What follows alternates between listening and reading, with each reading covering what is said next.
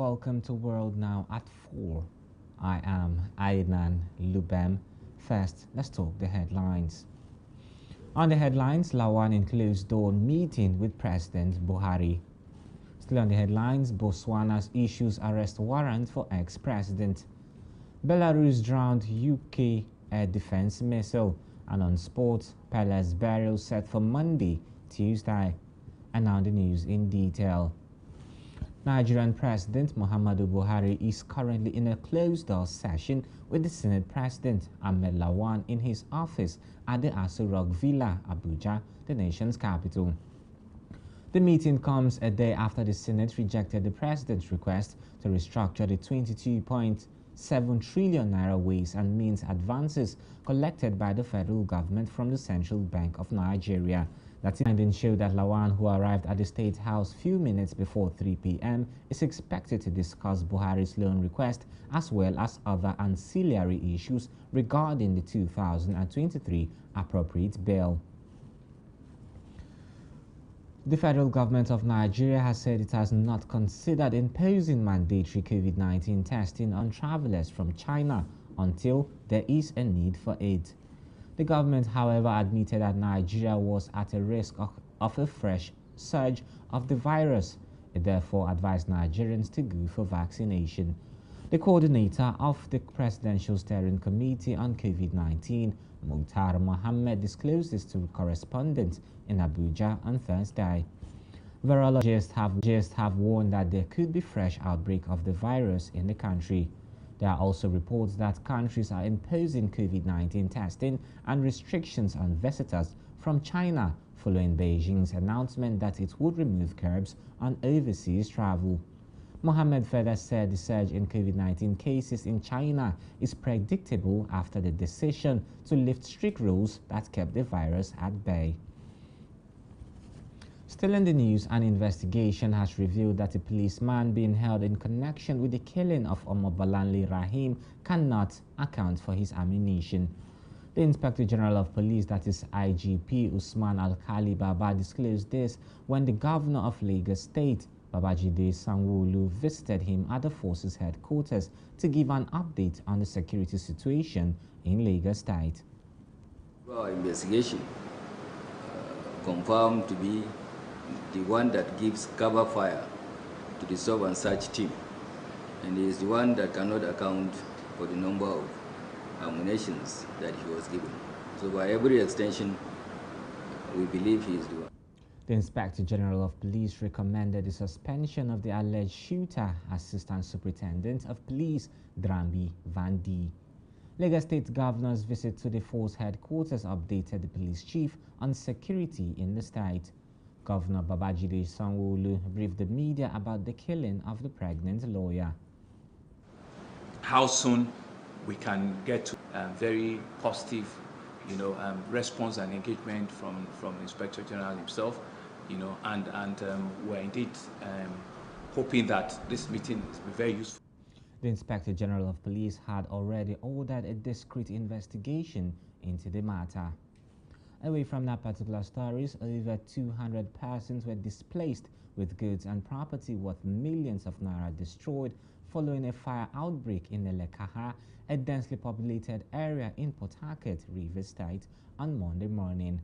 Reports from the scene gathered that the fire, which started at about 8:30 a.m., was caused by a kerosene explosion.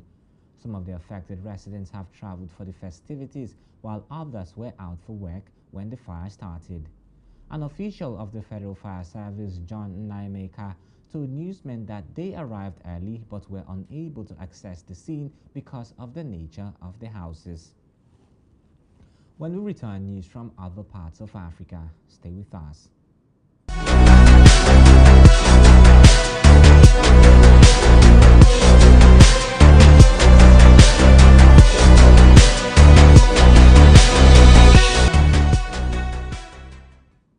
Welcome back and thank you for staying with us. Now to other parts of Africa.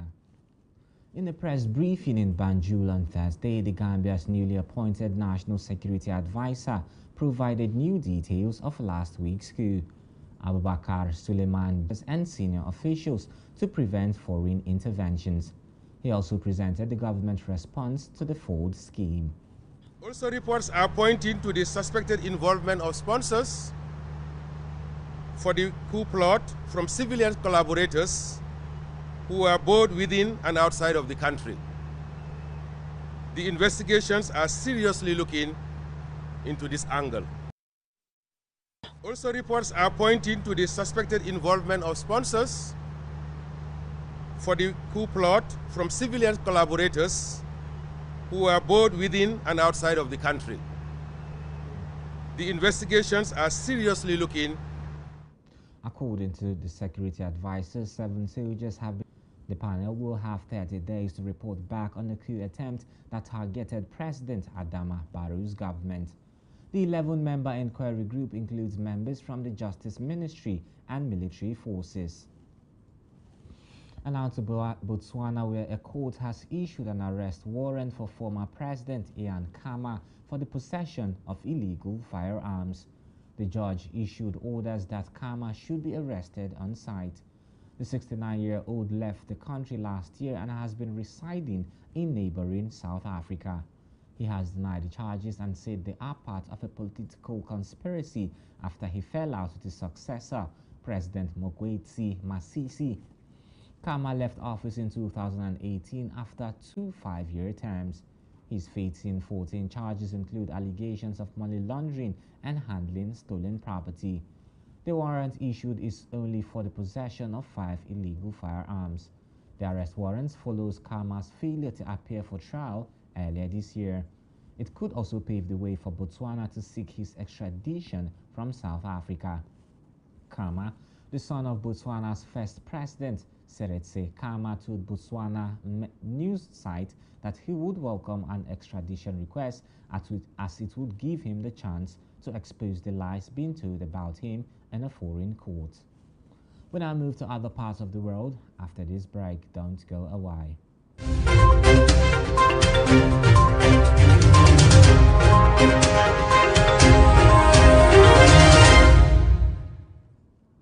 And bringing you news from other parts of the world, Sarah Ashton Cirillo, an American journalist who enlisted as a combat medic in the armed forces of Ukraine during the Russia-Ukraine war, having previously worked as a war correspondent in that conflict. A self-described recovering political operative from Las Vegas, Nevada, was active in Nevada politics from 2020 to 2021, including an abortive run for Las Vegas City Council. Ashton Cirillo drew national media attention in 2021 when she released records of conversation from her time working with Republican candidates, documenting efforts to get the Proud Boys out for a planned Brooks Brothers riot as part of efforts to overturn the outcome of the 2020 United States presidential election. Because there were problems with my paperwork regarding my gender transition. And also, I wasn't certain how Ukrainians would deal with having a transgender reporter reporting from the country during war. From the first day when I entered, when I had my passport stamped, I found Ukraine to be welcoming in a very unique way. It's not a question of tolerance. It's not a question of identity. What it is that Ukraine is a nation that appreciates liberty and freedom for all people. And that allowed me to work at an ever higher efficiency as a writer and now as a soldier, due to the fact that my gender identity is a non-issue. Away from Ukraine now to neighboring Belarus, which has summoned the Ukrainian ambassador, saying it has shot down a Ukrainian air defense missile in Belarusian territory. It happened during one of Russia's heaviest aerial onslaughts against Ukraine so far. Footage from Belarusian state television appeared to show missile debris in the field. A Ukrainian military spokesman said the incident was the result of air defense. It is the first time Belarus has shot down a Ukraine missile since the Russian invasion in Ukraine. The Ukrainian ambassador was called into the foreign ministry in Minsk. He called on Ukraine to take comprehensive measures to prevent the reoccurrence of such incidents in the future. And in a press briefing today, the Kremlin said it was greatly concerned by the incident. Ukraine's defense ministry said it was ready to invite experts from countries that do not support the terrorist state of Russia to help investigate the incident, adding that it reserved the unconditional right to the defense and protection of its own sky. Myanmar military court has sentenced Aung San Suu Kyi to a further 7 years in prison, taking her overall jail time to 33 years. The country's former democratically elected leader has been under house arrest since a military ousted her government in a coup in February 2021. Since then, she's faced 18 months of trial on 19 charges, which rights groups say are a shame. The United Nations Security Council has called for her release last week. She was sentenced on the final 5 charges she faced. The court found her guilty of corruption because she had not followed regulations in renting a helicopter for a government minister. Her trials this year have been set behind closed doors where the public and media are barred access, and her lawyers are also banned from speaking to journalists. She has denied all the charges against her. The 77-year-old Nobel laureate has spent most of her time in detention under house arrest in the capital, Nay-Pyi-Taw. And on business news, President Muhammadu Buhari has said his government has spent over $400 million to liberate Ajaokuta Steel Complex from the legal traps that have kept it unattractive to private investors for the decade. He also said the funds spent on the project had helped to transform Kogi State into Nigeria's iron and steel powerhouse. Highlighting the regime's investment in the decades-old steel processing facility, the president said no other single project holds the key to unlocking the vast potential of Kogi as much as the Ajaokuta Steel Company. President Buhari also stated that Kogi State also stands to benefit in diverse ways when the 614 kilometers AKK gas pipeline, which traverses the state, starts operation in 2023. And on business news from the world stage, a chocolate manufacturer has been sued in the United States over claims the firm selling products containing harmful levels of metal. The lawsuit brought by Christopher Lazaro alleges the firm misled consumers by failing to disclose the quantities of lead and cadmium in 3 dark chocolate bars. He claimed he would not have purchased the product if he was aware. Hershey's did not immediately respond to a request for comment. Some studies suggest that the antioxidants and relative low levels of sugar in dark chocolate could help prevent heart disease. The lawsuit refers to recent findings by U.S. magazine Consumer Reports, that is CR, which tested 28 dark chocolate bars for lead and cadmium. The magazine alleged that 23 of them, including chocolate from Hershey, Godiva, and Lindt, contained comparatively higher levels of the metal. Still to come on World Now at 4, it's sports news. Stay with us.